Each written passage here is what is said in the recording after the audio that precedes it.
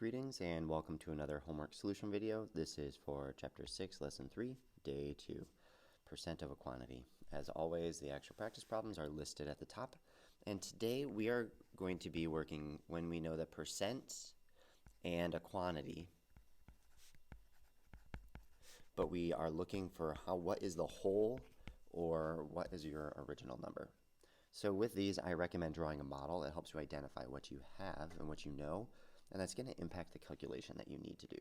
So for question number 1, it says 45% of a number is 180. So if this piece here is 45%, we know that is 180. And 100% would be our total number, and that's what we're looking for. We don't know what 100% is. Now, before I begin, I'm going to think a reasonable answer. Since 45% is really close to 50%, if we were to say that 50% is 180, that would mean that 100% would be double that, or 360. So I know my answer is going to be 360, or thereabouts, somewhere near there. So if I get anything too super far away, then we probably ran into some problems. So let me quick drag this out of the way, and let's get started in on this. So much like what we did yesterday when we knew the whole and the percent, we can calculate other percents of this number using what they give us. So if 45% is 180, we have two different routes. We could calculate, almost like the unit rate, go down and calculate what is 1%, and then figure out what 100% would be. So we could divide by 45 and then multiply by 100, which is doable. Or I'm noticing that there's something about this 45 and this 180. I know that 45 divided by 9 can get me to 5. And then from 5, I can multiply that by 20, and that would get me 100%. And I'm liking this divide by 9 because I know that 180 divided by 9 is 20. That's some pretty familiar multiple or division for me. And then 20 times 20 is going to be 400.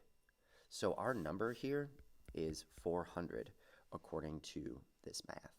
Now let's just check and see. There's a couple other ways that we could think about this using some reasoning. If I know that 45% is 180, I could decide that 90% is 360. And now I still need to figure out how much is that extra 10%. And so again, this is kind of looking like a lot more work, but 90 divided by 9 would be 10%.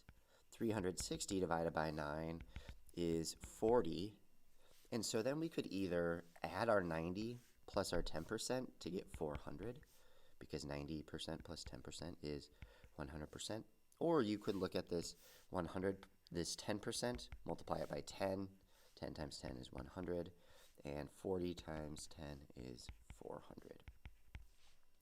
So if we wanted to go that unit rate route where we calculated how much is 1%, let's look and see, because that would work, and that strategy would work for any number. I just liked these dividing by 9s because that was our numbers really worked for that.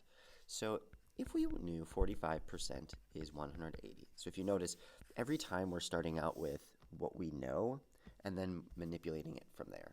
So 45% is 180, so that means 1% we would need to divide by 45. So 80 divided by 45. Let's look. I know this 180 is a 90 and a 90. And 90 divided by 45 is 2. And so our 180 divided by 45 is 4.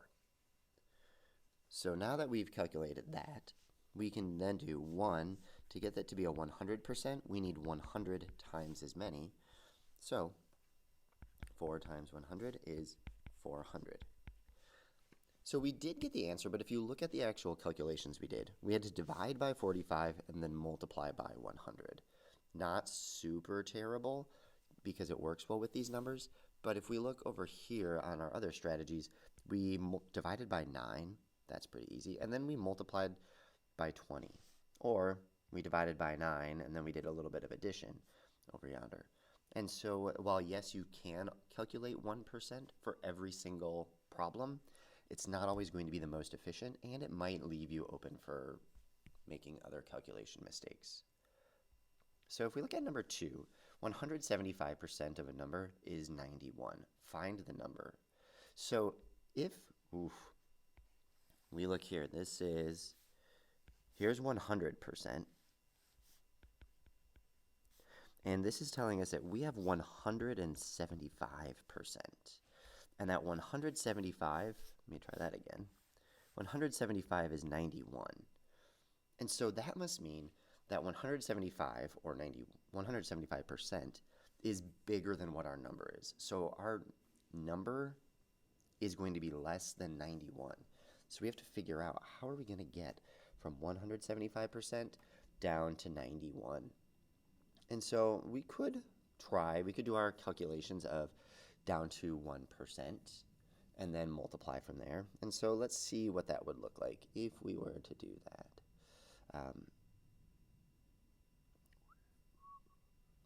We know that 175% is 91. So if we wanted to calculate 1%, we would need to divide by 175, or 91 divided by 175. So I'm just going to write that like a fraction, because that's going to be pretty small and not super helpful, I don't think. So let's see, 91. What are some factors of 91? Now this is where it gets to be a little bit tricky, because I'm trying to simplify this large fraction, and it's really tough for me because I don't know a lot of my multiplication facts for 91 or 175. And it's not even, so I can't just divide it by 2. 9 plus 1 is 10, so I can't divide it by 3. I can't remember my divisibility rules for 4. 5 is not going to work because that's 91. And 6, I can't think of anything with 6 where you multiply it and you get a 1's place of 1. But I do know 7, so I'm going to think about this 91 and see. If I wanted to divide that by 7, I know that's a 70 can be divided by 7 really well. And then 21, that could be divided by 7. It's 3. So I can divide this by 7. And that would get me 13. Now 175, let's see, 175, I'm going to think of that like a 140 and a 35. And I picked 140 because I know that 140 divided by 7, I'm thinking of that like 14, can be divided by 7 really easily to get you 20. And then 30, that leaves me with 35, which can be divided by 7, and that's 5. So we get 13/25ths, and I can't simplify that, and that's going to be a messy decimal. I could multiply it by 4, so it'd be like 52/100ths, I think, which is not super great. But if we know that 1% is 13/25ths, to calculate 100%, we would need to multiply it by 100. So 13/25ths times 100, I know I can simplify this. Divided by 25 is 1. 100 divided by 25 is 4. So I'm left with 13 times 4, which is 52. So 100% is 52. Well, that got us there. So our number, 100%, is 52. And that checks out that it's going to be less than that. Now, I'm going to go, I haven't planned this out, but I'm going to check and see, is there a way that we could have used some reasoning to make this a little bit easier so we don't have to do all those calculations and all that work on the side? So let's look and see if there's a way that we could break this number apart, where I'm thinking about this bar model, and I know if I break this 175 into 25s, that there would be, because I'm trying to figure out a way, if I could chunk that up. I can't do halves, but if I think of this as a 100, which would be 4 25s, so that's 25%, 25%, 25%, 25%, there's 100%. And then 3 more 25s. We have, look at all those 25% that we have there. And that would equal our 175%. And we know that, I'm going to highlight this piece here, this is 100%. And so if this entire thing, again, I cannot draw them upside down this morning, is 91, I'm wondering if there's a way that we could figure out what one of those boxes is and then multiply it by 4 to figure out our 100. And so I count 1, 2, 3, 4, 5, 6, 7. And so if we do 91 divided by 7, oh, wait, we did that up here already. We get 13. So that means each one of these boxes is 13. Now that we know that, to calculate 100%, we would need to do 4 groups, because 1, 2, 3, 4 groups gets us our 100% of 13, and that is 52. So we got our 52 there. We got our 52 using this other strategy, but it looks like when I thought about this 100% and the way that I could portion it out and break it into equal-sized groups like 25s, that made it a lot easier, and my calculations are much more simple than trying to calculate that 1%. So trying to figure out what are some pieces that could get us there, that would make our calculations a lot easier. And I guess if we wanted to rewrite this work, our new solution, using that strategy, it would look something like this. 175% is 91. We wanted to do a stopover at 25% because we know that we could then get to 100%. And I know 25% is going to be a factor of 175 because we divide by 7. So 91 divided by 7 would then get us our 13. And then 25 times 4 gets us our 100. So here's how you can see this, applying that same strategy of working with the percents and then kind of using some helper percents can get us there as well. I do like the visual though because it really kind of reinforces that I've done the correct math. So Ms. Brannon has $660. She uses 60% of her money to buy a new pottery wheel. She wants to split the remaining money evenly to buy clay and glaze. How much does she spend on the wheel and how much does she spend on glaze? So we know she has $660. That's our total. And she wants to use 60% of it to buy a new pottery wheel. Then she's going to split the remaining money evenly to buy glaze and clay. So that means this bit here, this would be 40%, is going to be then split into 20% chunks, split in half. And we need to know how much was the wheel and how much was the glaze. And so this is probably going to be easiest if we calculate it doesn't matter. We need to figure out all of this basically. So I'm noticing, I'm going to calculate for the wheel because 60 and 660 seem like they're going to be related. So I'm first going to figure out what is 60% of 660. And that to me looks like a 60% or a 60 out of 100 of 660. And I'm first going to simplify. 60 100ths is 6/10 times 660. And then I'm going to then simplify in this direction where 10 divided by 10 is 1. 660 divided by 10 is 66. So I'm left with 6 times 66. And 6 times 60 is 360. 6 times 6 is 36. So 360 plus 36 is $396. So Ms. Brandon spends $396 on the wheel. There's $396. Now to calculate the glaze, she's going to split that remaining money evenly. So I could go and I could calculate what is 40% of 660 and use that same process, or I can use what I found by the cost of the wheel to figure out how much does she spend on both clay and glaze and then cut that in half. I think I'm going to go on that route because that seems like some easier subtraction. 660 minus 396. I'm a fan of the regroup and then calculate. So this, take one of those 10s, is 10 ones, take one of those hundreds, make it 10 tens. 10 minus 6 is 4. 15 minus 9 is 6. 5 minus 3 is 2. So this 40% is $264. So this whole piece here is $264. But she's going to split that evenly to buy clay and glaze, and we only want to know for the glaze. So I need to do 264 divided by 2.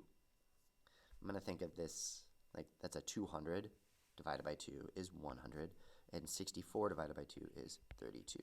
So Miss Brannon spends $132 on glaze. And I could check this. I could check myself if I do 396 plus 132 plus 132, or 396 plus 264, and when I add all of those up, it does come to 660. So, seems like we did the right calculations there, fingers crossed. I do want to double check though, because let's be thorough here. I'm going to scoot this over, and let's actually calculate what is 40% or 40 out of 100 of 660. So I'm going to simplify to 4 tenths times 660. Simplify it by dividing by 10. Now I have 4 times 66. 4 times 60 is 240. 4 times 6 is 24. You add those together, 264. So we did get the same answer, and we would just need to divide by 2, which is 132. So both strategies worked, and as you can tell though, this seems like a little bit easier work than all of these. The math, it's about the same number of steps, but the calculations are a little more straightforward. Sorry about that cut in the video. I had to take a pause and return to the recording. So here we are with number 4, where first we're going to draw a model to show this and then see what kind of calculation we need to do. So 42% of the pages in a book have pictures and the rest have no pictures. There are 462 pages with pictures in the book. So when we start out, we know that here's 100% of the book, and only 42% of them have pictures.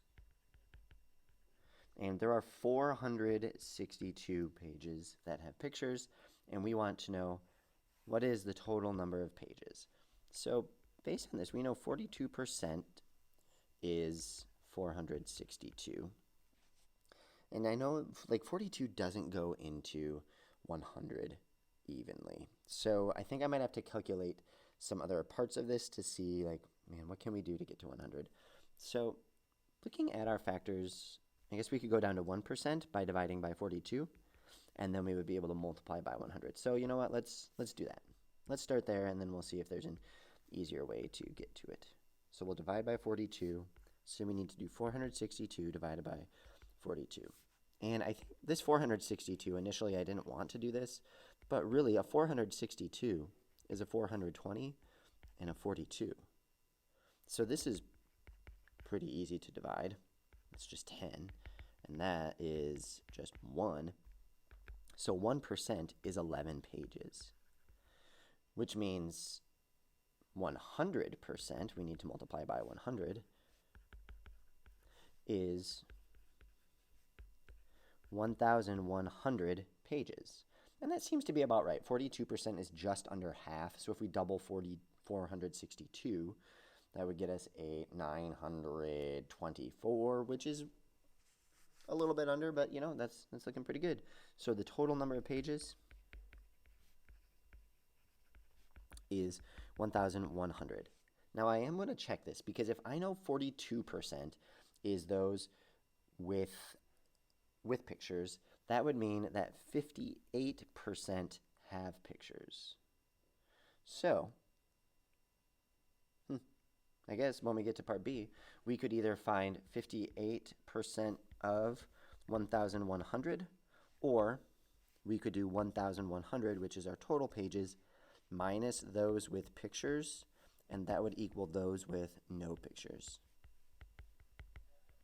So I think I'm going to opt for the subtraction, because I don't quite feel like dealing with 58/100ths of 1,100 and then simplifying from there.